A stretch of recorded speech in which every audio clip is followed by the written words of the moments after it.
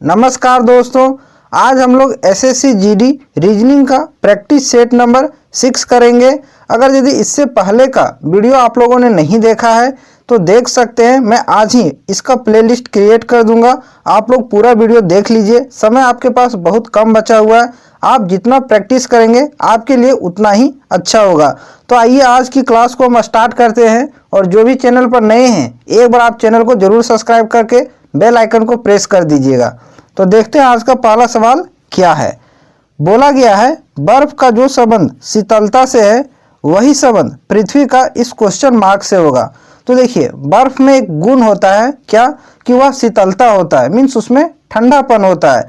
तो पृथ्वी का गुण इनमें से क्या होगा, इस पर गुरुत्वाकर्षण होता है। ठीक है, ऑप्शन नंबर बी इस प्रश्न का सही आंसर होगा। आई होप समझ में आया होगा। दूसरा सवाल देखिए, रीजन को कुछ इस प्रकार से लिखा गया है तो थिंग को किस प्रकार से लिखा जाएगा। तो आप यहाँ लिखिए रीजन, सबसे पहले आर है, ई है, ये है, एस वो एन, रीजन लिखें। इसको किस प्रकार से लिखा गया है, एस लिखा है तो इसके नीचे लिखिए एस, एफ लिखा है एफ लिखिए, उसके बाद आपका है बी है, टी है, नेक्स्ट लेटर आपका पी है और लास्ट वो है। अब इसमें देखिए पैटर्न क्या है, आर से देखिए अगला लेटर एस आता है तो एस लिखा गया है, नेक्स्ट लेटर ई के बाद अगला लेटर एफ, ए के बाद अगला लेटर बी, एस के बाद अगला लेटर टी आता है, ओ के बाद अगला लेटर पी आता है और एन के बाद अगला लेटर वो आता है। यानी सभी का नेक्स्ट लेटर लिखा गया है, अगला लेटर लिखा गया है। तो उसी प्रकार आप थिंक का लिखिए। ठीक है, तो इसमें देखिए पहला लेटर क्या है, टी है, तो टी के बाद अगला लेटर क्या आता है, यू आता है। तो यहाँ आप लिखिए यू, यू आएगा पहला। ठीक है, अब ऑप्शन देखिए कौन सा ऑप्शन यू से स्टार्ट हो रहा है। तो ऑप्शन ये आपका कैंसिल हो जाएगा क्योंकि एस से स्टार्ट हो रहा है। ऑप्शन बी हो सकता है, ऑप्शन सी हो सकता है और ऑप्शन डी हो सकता है। लेकिन सभी का लास्ट लेटर देखिए अलग अलग है, इसका एल है, इसका आई है और इसका एम है। तो क्यों ना हम थिंक का लास्ट लेटर का कोड निकालें और डायरेक्ट आंसर करें। ठीक है, तो लास्ट इसमें क्या है, के है, तो के के बाद अगला लेटर क्या आता है, के के बाद एल आता है तो एल होगा लास्ट में। किस ऑप्शन में है, ऑप्शन नंबर बी में देखिए, फर्स्ट में यू और लास्ट में एल है, यही आपका आंसर होगा। इसी प्रकार से आपको एग्जाम में मार्क करना है, समय को सेव करना है और ये समय किसी दूसरे क्वेश्चन में आपको इन्वेस्ट करना है। ठीक है, समझ पा रहे हैं। तो इसका सही आंसर क्या होगा, ऑप्शन नंबर बी। अब हम बढ़ते हैं अगले सवाल पर। नेक्स्ट क्वेश्चन देखते हैं क्या है, इसका आंसर करिए क्वेश्चन नंबर 3। ये सीरीज का सवाल है। देखिए पहला नंबर कितना लिखा गया है, 3 है, अगला आपका है 10, नेक्स्ट आपका 29, अगला है 66 और लास्ट नंबर है 127। अगला आपसे पूछा गया क्वेश्चन मार्क के स्थान पर क्या आएगा। तो देखिए सबसे पहले इसमें डिफरेंस लेकर देखिए, 3 से हो गया नंबर कितना 10, कितना प्लस हुआ है, प्लस का 7 हुआ है। 10 से हो गया कितना 29, इसमें कितना प्लस हुआ है, प्लस का इसमें हो गया आपका 19 हुआ है। फिर देखिए 29 से हो गया नंबर 66, कितना प्लस हुआ है, प्लस का इसमें 37 हुआ है। ठीक है, 66 से हो गया 127, कितना इसमें प्लस हुआ है, प्लस का इसमें 61 हुआ है। यहाँ से आपको कुछ पैटर्न नजर आ रहा है क्या, नहीं नजर आ रहा है। तो एक बार और डिफरेंस आप लेकर देखिए, 7 से नंबर हो गया 19, कितना प्लस हुआ है, प्लस का 12 हुआ है। ठीक है, 19 से हो गया 37, कितना प्लस हुआ है, प्लस का 18 हुआ है। ठीक है, 37 से हो गया 61, कितना प्लस हुआ है, प्लस का इसमें 24 हुआ है, 24 हुआ है। अब आपको पैटर्न नजर आ रहा है क्या, अब आपको पैटर्न नजर आ रहा होगा। लास्ट देखिए 12 से हो गया 18, प्लस का कितना हुआ है, 6 हुआ है। 18 से हो गया 24, प्लस का कितना हुआ है, 6 हुआ है। तो इसमें 6 का डिफरेंस चल रहा है। ठीक है, तो अगला हमको सीरीज निकालने के लिए यहाँ भी प्लस का 6 करना होगा। तो 24 में 6 जोड़ेंगे तो कितना आ जाएगा, 30 आ जाएगा। तो यहाँ आपका 30 हो जाएगा। ठीक है, ऊपर वाला सीरीज निकालने के लिए 61 में इस 30 को जोड़ना पड़ेगा। तो 61 और 30 कितना हो जाएगा, 91। तो यहाँ आपका कितना आ जाएगा, 91 प्लस का 91। अब हमको क्वेश्चन मार्क के स्थान पर निकालना है कि क्या आएगा। तो उसमें 127 में आपको 91 जोड़ना होगा तो क्वेश्चन मार्क का वैल्यू आ जाएगा। तो कितना हो जाएगा, 7 और 1 8 हो गया, 9 और 2 11 का 1, बाकी हाथ में 1 1 और 1 2, 218 आएगा क्वेश्चन मार्क के स्थान पर। किस ऑप्शन में है, ऑप्शन नंबर डी इस प्रश्न का सही आंसर होगा। समझ पाए कि कैसे इस सवाल का आंसर निकालने से? ठीक है, अब बढ़ते हम अगले सवाल पर, नेक्स्ट क्वेश्चन पर। क्वेश्चन नंबर 4, इसका आंसर करिए। देखिए ये आ गया आपका लेटर वाला सीरीज, और लेटर वाले सीरीज में मैंने क्या बताया था कि सबसे पहले आप लेटर को नंबर में बदल दीजिए। देखिए ये है जेड है, तो ये आता है आपका 1 नंबर पर, और जेड आता है आपका कितना नंबर पर? 26 नंबर पर। तो 26 यहाँ लिखिए। उसके बाद है जी और टी, तो जी कितना नंबर पर आता है? 7 नंबर पर, और टी आता है आपका 20 नंबर पर, लिख लिए। अगला है एम और एन, तो एम आता है आपका 13 नंबर पर, और एन आता है 14 नंबर पर। अब देखिए इसमें पैटर्न क्या है, ठीक है। तो 1 से हो गया नंबर 7, कितना प्लस हुआ है? प्लस का 6 हुआ है। फिर देखिए 26 से हो गया कितना? 20, माइनस हुआ है कितना? माइनस का 6 हुआ है। फिर देखिए नीचे 7 से हो गया 13, प्लस हुआ है कितना? प्लस का 6 हुआ है।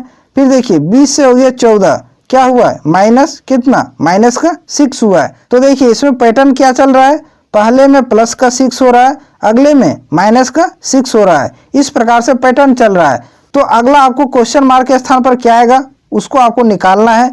तो 13 में प्लस का 6 करिए, कितना आ जाएगा? 13 और 6 19, और 19 नंबर पर कौन सा लेटर आता है? लेटर एस आता है, तो एस आ जाएगा। फिर 14 में माइनस करना है, तो 14 में माइनस का 6 करिए, कितना आ जाएगा? 8, और 8 नंबर पर कौन सा लेटर? लेटर एच आता है। तो अगला सीरीज क्या होगा? एस और एच होगा, एस एच अगला सीरीज होगा। किस ऑप्शन में है? ऑप्शन नंबर सी इस प्रश्न का सही आंसर होगा। समझ पाए? अब हम बढ़ते हैं अगले सवाल पर, नेक्स्ट क्वेश्चन पर। क्वेश्चन नंबर 5, इसका आंसर करिए। देखिए इसमें क्या बोला है कि किन दो चिन्हों को आपस में बदलकर समीकरण को सही किया जा सकता है, यानी कि इक्वल टू के बाद 21 आपका आना चाहिए। किन दो साइन को हम चेंज करें? तो इस टाइप के सवाल में सबसे पहले आप डिवाइड के साइन को चेक करिए, ठीक है। क्यों चेक करना होता है? क्योंकि डिवाइड से नंबर आपको कटना चाहिए, नहीं कटेगा पॉइंट में आएगा तो वो ऑप्शन आपका कैंसिल हो जाएगा, ठीक है। इसलिए हम पहले डिवाइड को चेक करते हैं। किस ऑप्शन में? ऑप्शन नंबर सी में। देखिए माइनस और डिवाइड है, तो जहाँ माइनस है वहाँ डिवाइड का साइन, और जहाँ डिवाइड है वहाँ माइनस का साइन। तो देखिए कहाँ है माइनस? यहाँ है। तो यहाँ अगर हम डिवाइड का साइन देंगे तो 2 डिवाइड बाय कितना आ जाएगा? 21, जो कि कैंसिल होगा क्या? 2 21 में कैंसिल होगा क्या? नहीं कैंसिल होगा। तो ये आपका आंसर नहीं हो सकता, ऑप्शन सी आपका कैंसिल हो जाएगा। और किस में है डिवाइड? Option number D. देखिए गुना है और डिवाइड है, तो गुना के जगह डिवाइड और डिवाइड के जगह गुना का साइन देना है। तो देखिए कहाँ है गुना? यहाँ है। यहाँ अगर हम डिवाइड करेंगे तो 21 डिवाइड 7 हो जाएगा, जो 21 7 से कैंसिल हो जाएगा। तो ये आपका आंसर हो सकता है, ठीक है। इसलिए आपको एक बार चेक कर लेना है इसको। तो देखिए कितना नंबर? 16 है, प्लस है 4 है, डिवाइड है, तो डिवाइड की जगह आपको क्या करना है? गुना का साइन, गुना 2 हो जाएगा। उसके बाद माइनस है तो माइनस रहने देना है, 21 हो जाएगा। फिर है गुना का, तो गुना को किस में बदलना है? डिवाइड में। तो ये हो जाएगा आपका डिवाइड 7। अब देखिए इसको कैंसिल करिए। 7 से कितना बार में जाएगा? 3 बार में। 7 या 21। पहले गुना का काम करिए। देखिए 4 दूना 8 हो गया, 8 और 16 कितना हो जाएगा? 24। 24 इधर हो गया, और माइनस का इधर 3 बच रहा है, माइनस का 3। तो 24 में 3 जाएगा, कितना बचेगा? 21 आ जाएगा। तो इक्वल टू के बाद 21 आ रहा है, यही आपका आंसर हो जाएगा। ऑप्शन नंबर डी इस क्वेश्चन का सही आंसर होगा। तो इस टाइप के क्वेश्चन में सबसे पहले आप डिवीजन वाले साइन को चेक करिए, आपको वहां से आंसर मिलने की पूरी संभावना होगी। अब आते हैं अगले सवाल पर, नेक्स्ट क्वेश्चन पर। क्वेश्चन नंबर 6, इसका आंसर करिए। देखिए इसमें क्या पूछा गया है? औषधि पुरुष और शल्य चिकित्सक के बीच संबंध को सर्वोत्तम रूप से किस वेन आरेख द्वारा दर्शाया जा सकता है? तो औषधि अलग चीज है जो मेडिसिन होती है, ठीक है।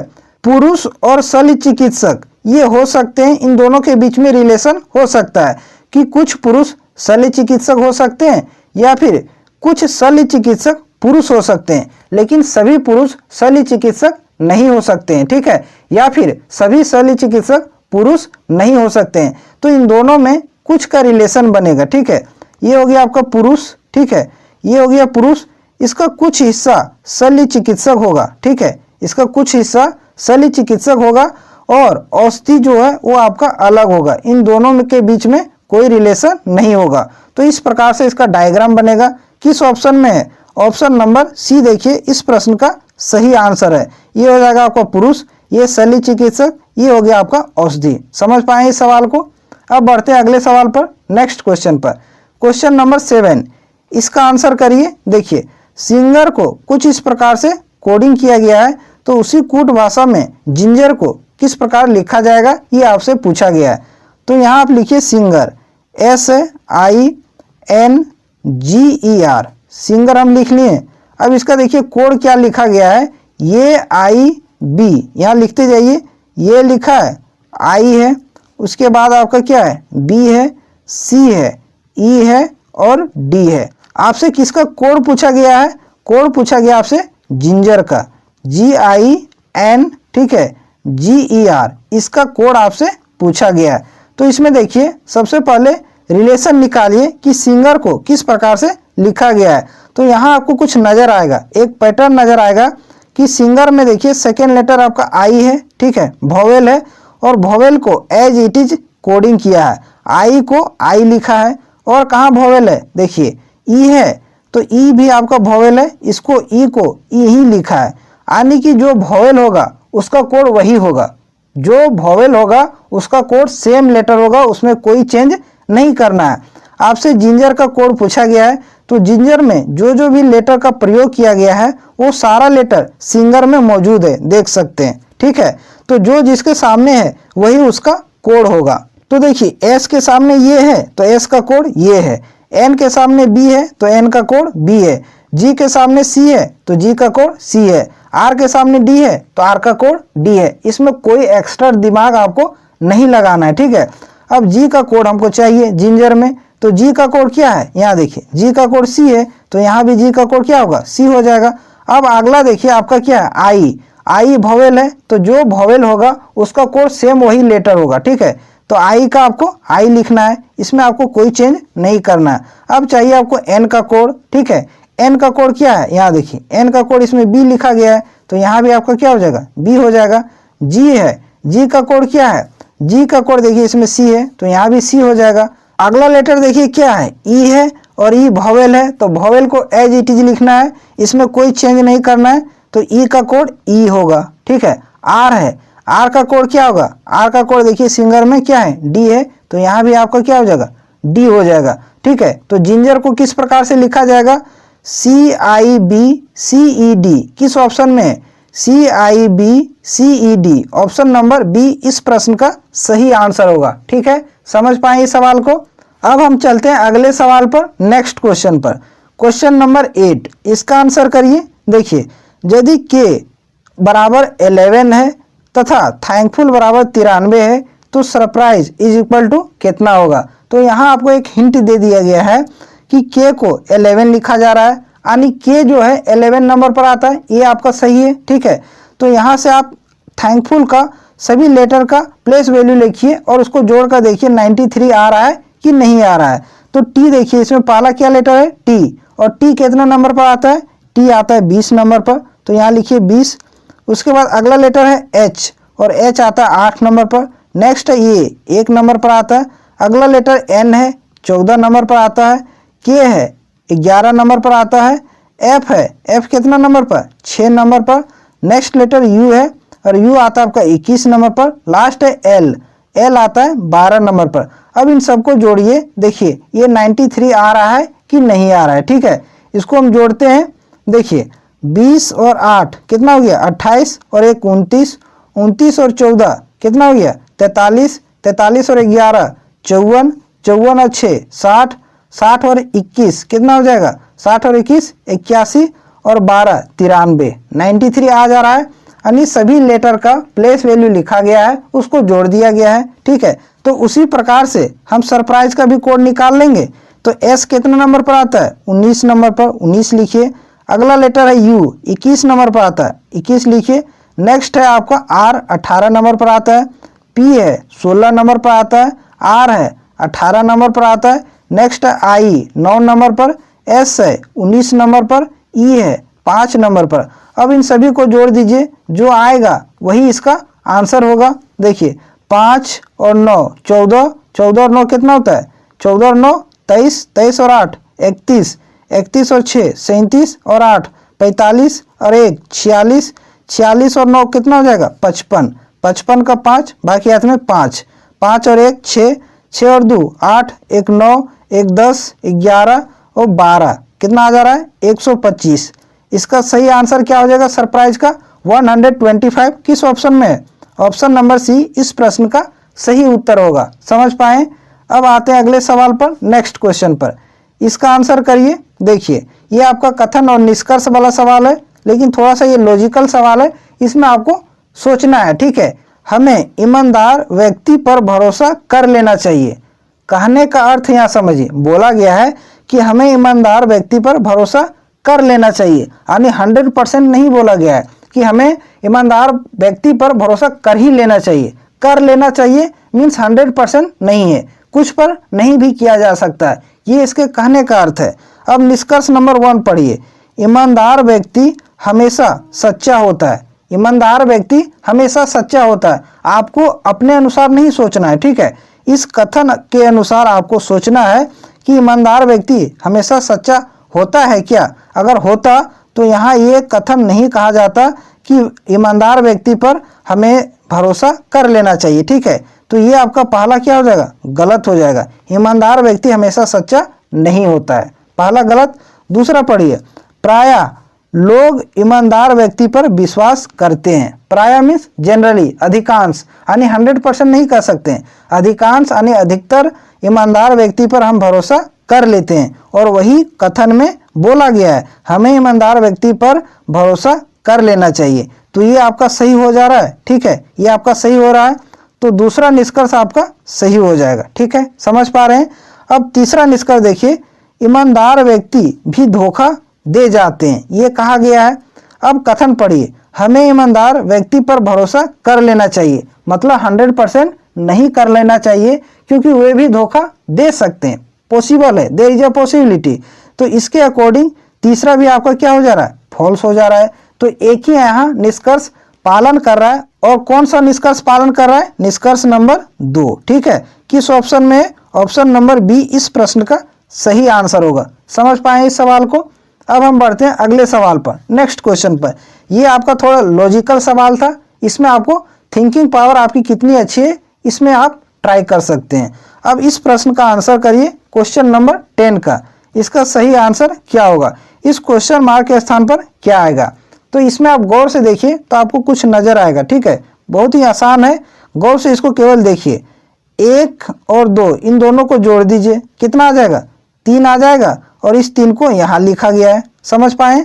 ठीक है, फिर ये 5 और इस 3 को जोड़ दीजिए, कितना आ जाएगा? 8, उसको यहाँ लिखा गया है अगले में। ठीक है, अब क्या करना है, क्वेश्चन मार्क का वैल्यू निकालने के लिए इस 8 और इस 5 को जोड़ दीजिए, क्वेश्चन मार्क के स्थान पर लिख दीजिए।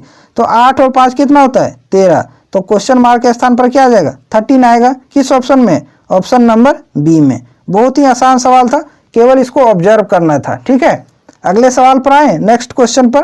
क्वेश्चन नंबर 11, इसमें क्या बोला गया है कि दिए गए विकल्पों में कौन सा विकल्प शेष से भिन्न है? इन चारों ऑप्शन में से कौन डिफरेंट है, ये आपको निकालना है। तो ऑप्शन ए में देखिए 4 लिखा गया है, 14 है, 24 है और 34 है। इसमें कुछ पैटर्न नजर आ रहा है क्या? सभी संख्याएं सम संख्याएं हैं, तो यहाँ से हम डिसाइड नहीं कर पाएंगे। लेकिन एक देखिए यहाँ हिंट है, ऑप्शन ए में ये 4 जो है वो किसी का स्क्वायर है। किसका है? 2 का स्क्वायर है। ठीक है, और ये जो बाकी नंबर है 14 किसी का स्क्वायर नहीं है, 24 भी किसी का स्क्वायर नहीं है, 34 भी किसी का स्क्वायर नहीं है, लेकिन 4 2 का स्क्वायर है। तो इन सब में से ये क्या है? डिफरेंट है। तो यही आपका आंसर हो जाएगा, ऑप्शन नंबर 1। ठीक है, अगले सवाल पर आते हैं, नेक्स्ट क्वेश्चन। क्वेश्चन नंबर 12 से लेकर के 14 का आंसर बताइए। देखिए क्वेश्चन नंबर 12 में क्या है, इनमें से कौन भिन्न है उसका आपको चयन करना है।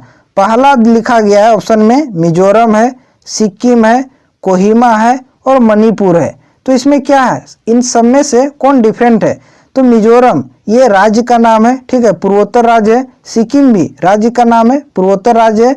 मणिपुर ये भी राज्य का नाम है और ये भी आपका पूर्वोत्तर राज्य है। लेकिन ये कोहिमा जो है ये राज्य का नाम नहीं है, ये राजधानी का नाम है। और किसकी राजधानी है? नागालैंड की। नागालैंड की राजधानी कौन सी है? कोहिमा है। ठीक है, तो इन चारों ऑप्शन में से कौन भिन्न है? कोहिमा। कोहिमा इसका सही आंसर होगा। ऑप्शन नंबर सी इसका करेक्ट आंसर हो जाएगा। समझ पाएंगे सवाल को? अब देखिए क्वेश्चन नंबर 13, इसका आंसर करिए। इसमें देखिए क्या समानता है और इनमें से कौन सा डिफरेंट है। तो इसमें आप गौर से देखिए, अल्टरनेट चलिए, ए के बाद अगला लेटर अल्टरनेट बी है। ठीक है, वाई के बाद अगला लेटर जेड अल्टरनेट, एक छोड़कर अगला लेटर। ऑप्शन बी देखिए, बी के बाद सी आता है, यहाँ लिखा गया है। एक्स के बाद वाई आता है, यहाँ लिखा गया है, एक छोड़कर अगला। उसी प्रकार ऑप्शन सी में देखिए, डी के बाद ई आता है, यहाँ लिखा गया है। भी के बाद डब्ल्यू आता है, यहाँ लिखा गया है। यहाँ तक तो सही है। अब बच गया डी, तो यही आपका आंसर होगा। देखिए, देखना चाहते हैं तो देख सकते हैं। एम के बाद देखिए अगला लेटर क्या आना चाहिए? एन आना चाहिए, लेकिन क्या लिखा गया है? वो लिखा गया है। तो यही आपका क्या है? डिफरेंट है। तो यही आपका आंसर हो जाएगा। ठीक है, ऑप्शन डी इस प्रश्न का सही आंसर होगा। इसमें एक और पैटर्न है, इसमें एक और पैटर्न है। क्या पैटर्न है? देखिए, ये पहला लेटर क्या है? ये अंतिम क्या है? जेड। ये और जेड दोनों क्या है? विपरीत अक्षर हैं। ठीक है, बीच वाले भी देखिए विपरीत हैं। वाई और बी ये दोनों क्या है? विपरीत लेटर हैं। इसी प्रकार ऑप्शन बी में देखिए, पहला लेटर बी है और बी के अपोजिट कौन सा लेटर आता है? वाई, लास्ट में लिखा गया है। एक्स और सी ये दोनों भी विपरीत अक्षर हैं। सी में देखिए डी के विपरीत कौन सा लेटर आता है? डब्ल्यू, लास्ट में लिखा गया है। भी के विपरीत कौन सा लेटर? ई, यहाँ लिखा गया है। अब यहाँ देखिए ऑप्शन नंबर डी में एम के अपोजिट कौन सा लेटर? एन आता है, तो एन यहाँ लिखा गया है। यहाँ तक सही है। पी के बाद देखिए वो आता है क्या? पी के विपरीत वो होता है क्या? नहीं। तो यहाँ आपका क्या है? डिफरेंट है। तो यही आपका आंसर होगा। इस सवाल को मैंने दो तरीके से आपको बताया। ठीक है, अब क्वेश्चन नंबर 14 देखिए, 14 में इसमें देखिए कौन अलग है। ऑप्शन ए में है 117 और 13 है। ठीक है, 117 13 है। यहाँ बी में 162 और 18 है। इसमें आपको एक समानता नजर आएगा। क्या आएगा? तो 13 का कितना गुना 117 है? तो 13 को 9 से गुना करिएगा तो 117 आएगा। 13 में 117। फिर देखिए 18 को 9 से गुना करिएगा तो 162 मिल जाएगा। अब फिर देखिए 19 को 9 से गुना करिएगा तो 171 मिल जाएगा। यानी सब में गुना का 9 हो रहा है। लास्ट में देखिए 16 में भी गुना 9 करेंगे तो कितना आ जाएगा? 144 होता है। 16 में गुना 9 करेंगे 144 आएगा, लेकिन कितना लिखा गया है? 304। तो ये आपका डिफरेंस है। तो ऑप्शन नंबर डी इस सवाल का सही आंसर होगा। ठीक है, समझ पाए ये तीनों सवाल अच्छे से मैंने आपको बता दिया है। अब आते हैं अगले सवाल पर, नेक्स्ट क्वेश्चन पर। क्वेश्चन नंबर 15, इसका आंसर करिए। ये आपका प्रश्न आकृति है। दर्पण जो है वो दाईं ओर रखा गया है, ये और बी। ठीक है, ये जो आकृति है ये दर्पण में किस प्रकार दिखेगी ये आपसे पूछा गया है। तो हमने इसमें क्या बताया था कि दर्पण जब भी दाईं ओर रखा जाता है तो आकृति पलट जाती है। अब इसमें देखिए कैसे आप डिसाइड कर पाइएगा। तो इसमें थोड़ा सा हिंट आपको दिया हुआ है। तो इसमें देखिए गमला में जो पौधा है ये इसका पत्ता, ये इस साइड वाला दाएं साइड वाला थोड़ा सा बड़ा है, दाएं साइड वाला थोड़ा बड़ा है, ये दोनों। ठीक है, अब जब मिरर में आएगा तो ये दाएं वाला दोनों बड़ा पत्ता बाएं साइड इधर आ जाएगा, बड़ा वाला, और ये बाएं साइड छोटा पत्ता है वो दाएं साइड आ जाएगा। ठीक है, किस ऑप्शन में? ऑप्शन सी में देखिए, जो बड़ा पत्ता है वो आपका बाएं आ गया और जो छोटा पत्ता है वो दाएं आ गया। ठीक है, तो मिरर में कुछ इस प्रकार से दिखेगा। अगले सवाल पर आते हैं, क्वेश्चन नंबर 16, इसका आंसर करिए। देखिए इसमें क्या बोला गया है? ये प्लस बी का अर्थ है ये बी की पुत्री है। ठीक है, ये माइनस बी का अर्थ है ये बी की पत्नी है। ये मल्टीप्लाई बी का अर्थ है ये बी की पुत्र है। अब देखिए क्वेश्चन यहाँ पूछा गया है P multiply Q minus S के बारे में निम्नलिखित में से कौन सा विकल्प सही है? तो इसी के अकॉर्डिंग आप इसको बैठाते जाइए। ठीक है, क्या लिखा गया है? P गुना Q है और गुना का अर्थ यहाँ क्या दे दिया गया है आपको? देखिए ये गुना B का अर्थ है ये B का पुत्र है। तो P गुना Q का अर्थ क्या होगा? P Q का पुत्र हो जाएगा। P किसका पुत्र हो जाएगा? Q का। ठीक है, Q का पुत्र हो जाएगा P, यहाँ आपका P हो जाएगा, इसका पुत्र है Q का। ठीक है, अब उसके बाद है माइनस का साइन, और माइनस का अर्थ यहाँ देखिए क्या दिया है? ये माइनस बी का अर्थ है ये बी की पत्नी है। तो Q माइनस S का अर्थ हो जाएगा Q S की पत्नी है। ये जो Q है किसकी पत्नी है? S की पत्नी है। तो ये इसका पति हो जाएगा। ठीक है, और ये दोनों आपस में पति पत्नी हो जाएंगे। अब देखिए ऑप्शन पढ़िए और देखिए कौन सा आंसर सही होगा। ऑप्शन ए में लिखा गया है एस पी का पिता है। क्या लिखा गया है? एस पी का पिता है। तो एस जो है वो पी का पिता हो रहा है क्या? बिल्कुल हो रहा है, क्योंकि पी की माता क्यू है, ठीक है, और पी के पिता एस हैं। ऑप्शन नंबर ए इस प्रश्न का सही आंसर होगा। दूसरा मिलाना चाहते हैं, मिला सकते हैं, रॉन्ग हो जाएगा। देखिए एस क्यू की पत्नी है। एस क्यू की पत्नी है क्या? एस जो है वो क्यू का पति है, पत्नी नहीं है। तो बी आपका कैंसिल हो जाएगा। और मिलाना चाहते हैं, मिला सकते हैं। इसका सही आंसर हो जाएगा ऑप्शन नंबर ए, इसका करेक्ट आंसर हो जाएगा। अगले सवाल पर आते हैं। नेक्स्ट क्वेश्चन, इसका आंसर करिए क्वेश्चन नंबर 17 का। देखिए इसमें क्या पूछा गया है, यदि अक्षर समूह, ये आपको लंबा चौड़ा एक अक्षर का समूह दिया गया है कि अक्षरों को उल्टे क्रम में लिखा जाए तो बाएं से 9वां अक्षर के दाईं ओर तीसरा अक्षर कौन होगा? बहुत ही बढ़िया सवाल है। इसको अगर यदि हम उलट देते हैं, ये से स्टार्ट हुआ, आर से खत्म हुआ, इसको उलट देंगे तो आर से आपका स्टार्ट होगा और ये से खत्म हो जाएगा, ठीक है। ये हो गया आपका लेफ्ट साइड, ठीक है, इधर हो गया आपका राइट साइड, दायां साइड। तो आपसे सवाल पूछा गया है बाएं से 9वें के दाएं ओर तीसरा, तो जब भी बायां और दायां आए तो दोनों क्या होता है? जुड़ जाता है, ठीक है। लेफ्ट प्लस राइट, ये दोनों क्या होगा? जुड़ जाएगा। तो देखिए बाएं से, तो बाएं इधर हो जाएगा, बाएं से 9वां जाएंगे, मान लीजिए 9वां यहाँ आया, ठीक है। इसके फिर से आपको दायां जाना है, कितना? 3, तो 9 और 3 जोड़ दीजिए, कितना हो जाएगा? 12। तो इधर से आर से आप 12 गिन लीजिए, आर से इधर से 12 गिनिए, 1 2 3 4 5 6 7 8 9 10 11 12। कौन सा लेटर आ रहा है? Letter R. तो इसका सही आंसर होगा आर। किस ऑप्शन में? ऑप्शन नंबर सी इस प्रश्न का सही आंसर होगा, ठीक है। अगले सवाल पर आते हैं। नेक्स्ट क्वेश्चन, क्वेश्चन नंबर 18, इसका आंसर करिए। ये भी आपका ब्लड रिलेशन का सवाल है। देखिए इसमें क्या बोला गया है, ए से लेकर के एफ तक एक परिवार के 6 लोग हैं, ठीक है। इनमें 2 विवाहित युगल हैं, यानी 2 जो हैं वो मैरिड कपल हैं, ठीक है। अब देखिए 3 नंबर पढ़िए, डी बी का पौत्र है। पौत्र मीन्स क्या होता है? पौत्र मीन्स होता है बेटे का बेटा, ठीक है। बेटे का बेटा को पौत्र बोलते हैं, यानी नाती हम कह सकते हैं। अब चौथा नंबर पढ़िए, सी ये की माँ है। यहाँ से हम स्टार्ट कर पाएंगे। सी किसकी माँ है? ये की माँ है सी। यहाँ लिखिए, माइनस का साइन दीजिए, ये की माँ हो गई सी। अब इसको देखिए, जो ई का पिता है, जो किसके लिए आता है? दूसरे व्यक्ति के लिए, और दूसरा व्यक्ति इसमें ये है, यानी कि ये जो है वो ई का पिता है। यहाँ आपका नीचे हो जाएगा कौन? ई, ठीक है। ई का पिता कौन है? ये है, तो इसको प्लस का साइन देंगे, पिता को, पुरुष को प्लस का साइन और स्त्री को माइनस का साइन। अब इसको देखिए, इसको आपको फिट कराना है, डी बी का पौत्र होना चाहिए। तो किस स्थिति में हो सकता है? देखिए सी का बेटा है कौन?